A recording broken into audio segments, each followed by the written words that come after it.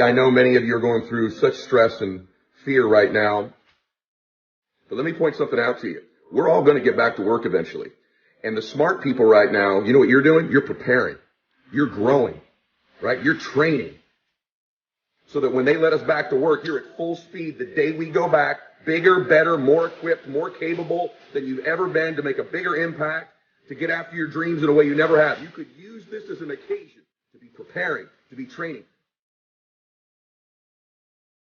Everybody want to be a beast until it's time to do what real beasts do. What are real beasts doing right now? We surviving. We're surviving. We're not giving up.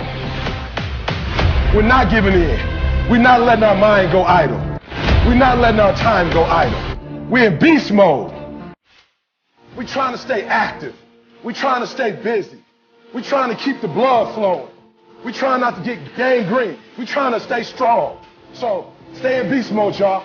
It's a mental game now. Stay mentally strong. Your workouts in the house, you're training when we get back. You're going to be better, more energy, stronger than you've ever been. You're listening to podcasts like mine, reading books. You're growing right now. You're using this as a time to be a totally different version of you when you come out of this. You're preparing for your moment when they let us get back, and they're going to, and when they do, you want to be at full speed day one. You can't go from 0 to 10 if you're laying around. Prepare, train, grow. And when they let us back, you're bigger, better than you've ever been to make your dreams come true. Use this time for that. How much time do you spend working on you? How much time do you spend every day working on your dreams? How many books have you read? What new skill or knowledge have you acquired?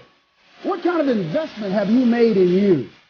You've got to make some conscious effort to begin to work to develop you.